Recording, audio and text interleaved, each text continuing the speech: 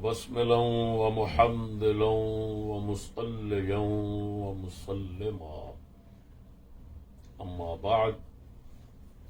ناظرین السلام علیکم ورحمۃ اللہ وبرکاتہ.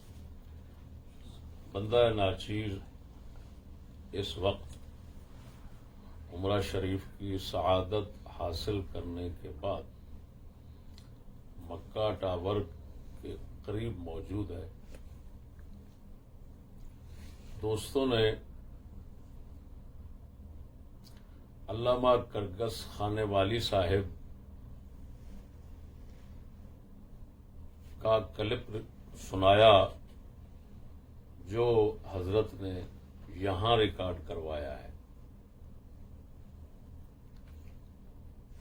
تو اس کے جواب میں بندہ ناچیز یہ کلپ ریکارڈ کروا رہا ہے. اس کا عنوان ہے علامہ کرگس خانے والی صاحب کا رمضان شریف کے مہینہ میں مکہ اور مدینہ میں اپنی عادتوں سے باز نہ آنا. اس کی وہ کون سی عادت ہے کہ جو مکہ مدینہ میں رمضان کے مبارک مہینے میں بھی اس علامہ منہور صاحب کو نہیں چھوڑ رہی. وہ عادت ہے جھوٹ اور جہالتوں کے اظہار کی، باوجہ ضد و عناد. حق کے ساتھ اس کو ضد اور عناد ہے، اس کی وجہ سے یہ ہمیشہ اپنے جھوٹ اور جہالتوں کو ظاہر کرتا رہتا ہے. اس کے سامعین اور جو ساتھی حضرات ہیں انشاءاللہ العزیز اس سے دور ہو رہے ہیں اور مزید دور ہوتے چلے جائیں گے. کب تک کوئی آدمی جو صاحب ایمان اور صاحب ضمیر ہے وہ جھوٹ اور جہالتوں کو سننے پر اصرار کرے گا؟ میرے دوستوں، یہ لوگ بیچارے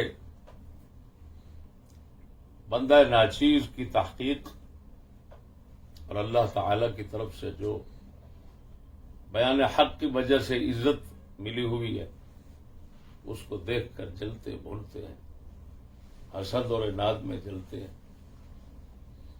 یہاں یہ لوگ آتے ہیں، ان کو پوچھتا کوئی نہیں. ناچیز کے استقبال کے لیے بحمد اللہ تعالی ایئرپورٹ پر مجمع ہوتا ہے. پھر جو ہی دوست لے جاتے ہیں مجھے، ان ہمارے دوستوں کو بحمد اللہ تعالی یہاں کی زیارتیں جن سے اسلام اور سیرت نبی صلی اللہ علیہ وسلم سمجھ آتی ہے، ان کا بخوبی علم ہے. اس مرتبہ تو ہمارے محترم محمد سرفراز چشتی صاحب شجاباد والے، انہوں نے ناچیز کو ایسے ایسے عجائب اور غرائب زیارات سے مشرف فرمایا کہ پاکستان میں کوئی ایسا شخص نہیں ہوگا جس کو ان زیارات سے سعادت نصیب ہوئی. بندہ ناچیز مدینہ شریف سے مکہ شریف کے راستے پر کچھ میل کے فاصلے پر ایک جگہ آتی ہے روضۃ خاخ. اب اس کے ساتھ کلیت الریان ہے، سڑک کے اوپر آتا ہے. پرانا نام اسی جگہ کا روضۃ خاخ تھا، جس کا بخاری شریف میں ذکر آیا، مسلم شریف میں ذکر آیا. ہمارے ساتھی ہمیں وہاں پر لے گئے. انہوں نے ناچیز کو مطلع کیا کہ یہ وہ جگہ ہے جہاں پر سیدنا حاتب بن ابی بلتعہ رضی اللہ تعالی عنہ نے جو خط بھیجا تھا ایک عورت کے ہاتھ، یہاں پر اس روضۃ خاخ کے مقام پر انہوں نے اس سے بازیاب کیا، واپس لیا. یہ مختصر سا بیان جو اس وقت ناصیر نے کیا، اپنے دوستوں کو وہ مقام جو ہے اس کی حقیقت سمجھانے کے لیے، یہ علامہ کرگس کھانے والی صاحب کو پہنچا، تو حضرت صاحب اللہ اکبر اپنی عادت شریف کے مطابق سیخ پا ہو گئے اور کلب ریکارڈ کروا دیا یہاں۔ اس بیچارے کا مقدر ہمیشہ ذلت اور خواری ہے، پاکستان میں ہوں تب، اور اگر یہاں وادی فاران کے علاقے میں ہوں تب، حضرت کا مقدر یہ۔ اب دیکھیں، اس نے کہا کہ میرا نام لے کر کہ یہ دیکھو جھوٹ بول رہا ہے، غلط بیانی کر رہا ہے، فلان کر رہا ہے۔ اس نے کہا ہے کہ مولا علی نے اس عورت سے کہا تھا کہ وہ خط ہمیں دے دے ورنہ ہم تمہیں تیرے کپڑے اتار دیں گے۔ اس نے کہا دیکھا حدیث میں تو ہے، پھر عبارت پڑھ کر آگے سناتا ہے رہا ہے، جبکہ اصل عبارت ہے فَقُلْنَا لَتُخْرِجَنَّ الْكِتَابَ أَوْ لَتُلْقِيَنَّ الثِّيَابَ أَوْ لَتُلْقِيَنَّ الثِّيَابَ أَوْ لَتُلْقِيَنَّ الثِّيَابَ، ہم نے کہا خط نکال یا تو خود اپنے کپڑے اتار۔ او لتلقین ثیابک، اللہ اکبر۔ کہتا ہے دیکھیں اس کا تو مطلب یہ ہے کہ تو کپڑے ڈالے پھینکے گی اپنے۔ اس نے گستاخ نے مولا علی کے متعلق کہہ دیا کہ ہم تیرے کپڑے، غیر عورت کافرت کے کپڑے کیسے اتاریں؟ مولا علی رضی اللہ تعالیٰ عنہ کسی اجنبی عورت کو یہ نہیں فرما سکتے کہ میں تیرے کپڑے اتارتا ہوں۔ علامہ کرگس صاحب، آپ کی خالی صورت کرگس سے نہیں ملتی، آپ کا ذہن شریف بھی کرگس والا ہے۔ آپ کو اتنا تمیز نہیں، مجھے سمجھ نہیں آتی، کرگس کی نظر تو بہت دور ہوتی ہے، بہت تیز ہوتی ہے۔ کہتے ہیں پہاڑوں میں ہو جہاں پر بھی مردار پڑا اس کو نظر آ جاتا، لیکن افسوس ہے آپ کی مشابہت تو پوری ہے کرگس کے ساتھ، لیکن نظر کمزور کیوں ہو رہی ہے؟ آپ نے دیکھا نہیں، یہ آپ کا مقالہ شریف ہے، اپنے شاگردوں کو 5-7 کو بٹھا کر بخاری کھولنا، ادھر لنلقین ہے یا تلقین ہے، یہ آپ کا مقالہ شریف ہے کہ آپ نے نون کی جگہ تا پڑھ لیا۔ اسی وجہ سے اسی بخاری مسلم میں اسی مقام پر اس کے ہمانہ لفظ اور ہیں 2 قسم کے، وہ میں پڑھتا ہوں۔ ایک میں ہے لنجردنک، ہم تجھے خالی کر دیں گے کپڑوں سے، مجرد کر دیں گے۔ دوسرے لفظ ہے او لنعرینک، یا تمہیں ہم ننگا کر دیں گے۔ اب بھڑوا کیا کرے گا؟ تو نے مکالا ملا، تینوں مقام پر نون کے ساتھ ہیں یہ جملے، تو اندھا ہو کر اس کو تلقین نہ پڑھ رہا ہے۔ یہ اپنے مام سالے جو ہیں ان سب کو بٹھا کر ان سے پوچھ، میری آنکھیں کام کرنا چھوڑ گئی ہیں، دیکھو کیا لکھا ہوا ہے۔ پھر یہ ایک بات، جنازہ نکل گیا۔ دوسری بات کہتا ہے جی وہاں پر تو ہے نیفے سے اس نے نکالا، یہ کہہ رہا بالوں کا۔ پھر بقول اس یزیدی ملا کے حضور صلی اللہ علیہ وسلم نے بتا دیا تھا کہ اس عورت کے سر کے بالوں کی چوٹی میں وہ خط چھپا ہوا ہے، تو کیا مولا علی رضی اللہ تعالیٰ عنہ کو معاذ اللہ اعتماد نہ تھا کہ یہ یزیدی ملا کہہ رہا ہے کہ آپ نے فرمایا ہم تیرے کپڑے اتارتے، سیدھا فرما دیتے تیرے سر کی چوٹی میں خط ہے نکال دے۔ یقیناً حضور صلی اللہ علیہ وسلم کو علم تھا، لیکن اس کی خبر دی ہو، اس کی اصل عبارت اس حدیث پاک میں دکھائے۔ مزید دیگر روایات میں حجزت بھی ہے کہ اس عورت نے وہ خط ازار بند باندھنے کی جگہ سے نکالا. تو نے ایک روایت کے لفظ پڑھے، وہ ہیں حجزتہا وہی محتجزۃ بکسا. تو نیفا کہہ رہا ہے، وہ اندھے کا بچہ. بے غیرت، شرم نہیں آتی لانتی تمہیں؟ کیا اس کا ترجمہ کر رہا ہے تو؟ نیفا، بڑوا، معقد الازار فتح الباری میں لکھا ہوا ہے. بے کسا، کسا تہبند کو کہتے ہیں، شلوار کو نہیں کہتے، چادر کو کہتے ہیں. چادر، معقد الازار، جو چادر تھی اس کے کنارے سے. اب تو نے یہ لفظ پڑھے، اقاس والے لفظ نہ پڑھے اور فتح الباری نہ دیکھی. تجھے کیا پتا فتح الباری کیا ہوتی ہے؟ اندھے کا بچہ، تجھے کیا معلوم بخاری کیا ہوتی ہے؟ تو نے تو تفسیر ابن کثیر نہیں پڑھی. وہ بغیرت کم از کم اس کو پڑھ لیتا، اس کے اندر تو ساری روایات انہوں نے جمع کی ہیں، صحیحین کی بھی جمع کی ہیں، مسند کی بھی جمع کی ہیں، سیرت ابن اسحاق کی بھی جمع کی ہیں، اور تفسیر ابن ابی حاتم سے بھی جمع کی ہیں. ضعیف ہیں، صحیح ہیں، ہر طرح کی انہوں نے جمع کر دی. لیکن تجھے تفسیریں بھی پڑھنا گوارا نصیب نہیں ہوتا. بغیرت چوہے کا بچہ ٹر ٹر کرتا ہے بیٹھ کر.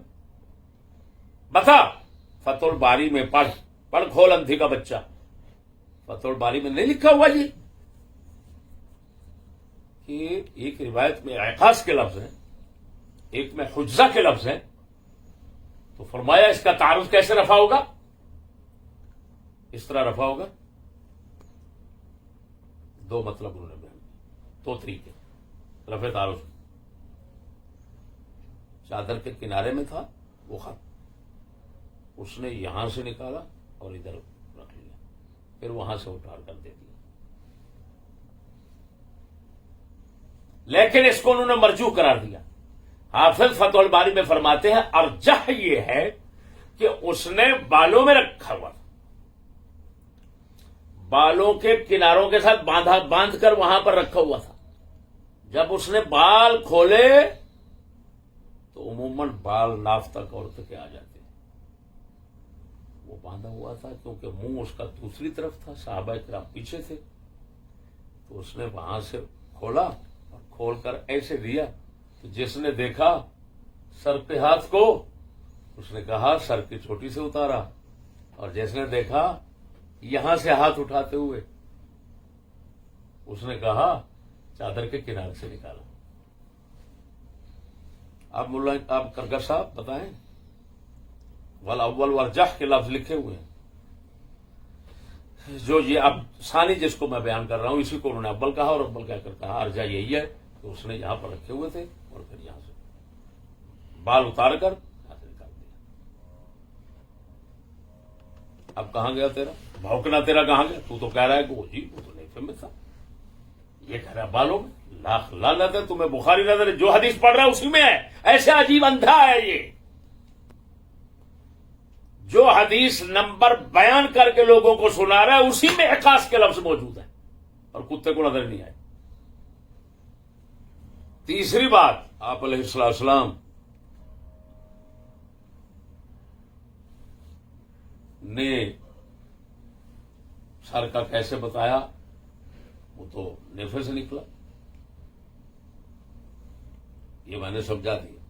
تو معلوم ہوا میرے دوستو کہ یہ بیچارہ صرف اور صرف اس کا مقدر ہے ذلت اور خواری، اپنی جہالت اور اپنے جھوٹوں کو ظاہر کرنا، اور ہماری طرف سے پھر جو اس کی سرزنش ہوتی ہے وہ سرزنش پی کر لوگوں کے سامنے منہ دکھانے کے قابل نہیں ہوتا.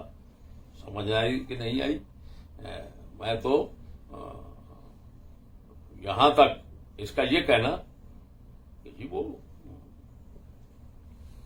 اگر انہوں نے کہا ہم تمہیں ننگا کر دیں گے، ہم تمہیں کپڑوں سے، یہ اگر انہوں نے کہا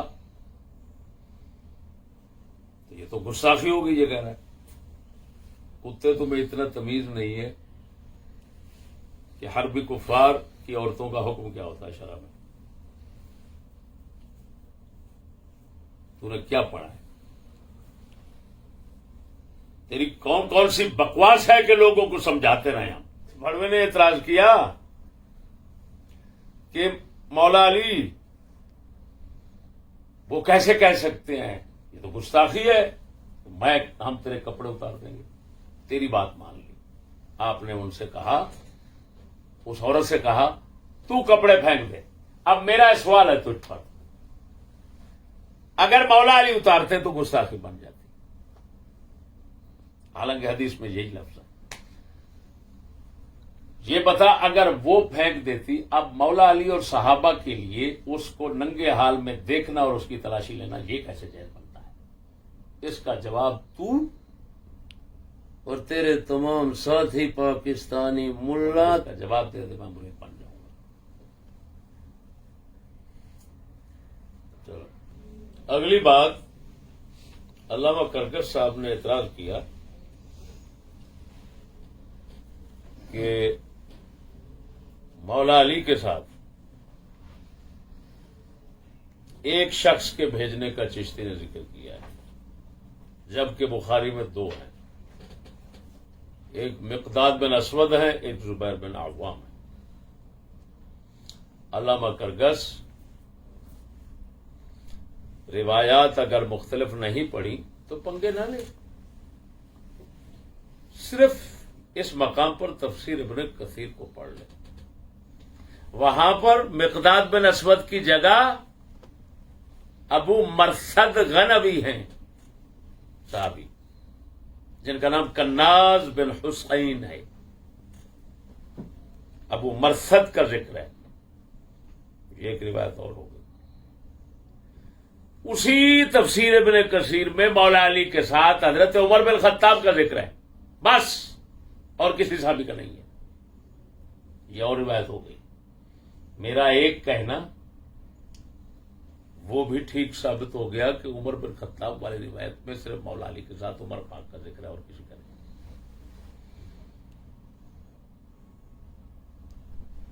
تو کیوں پنگے لیتا ہے؟ روایات میں ایسا اختلاف ہوتا ہے۔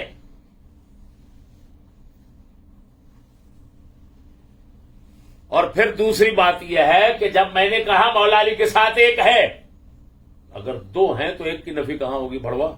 تو یہ اتنا تمیز نہیں ہے کہ عدد کا مفہوم مخالف نہیں ہوتا، عدد کا مفہوم مخالف نہیں ہوتا۔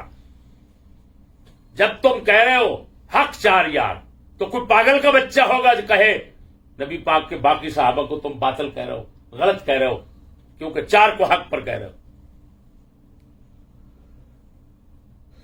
یہ عدد ہے، عدد کا مفہوم مخالف نہیں ہوتا۔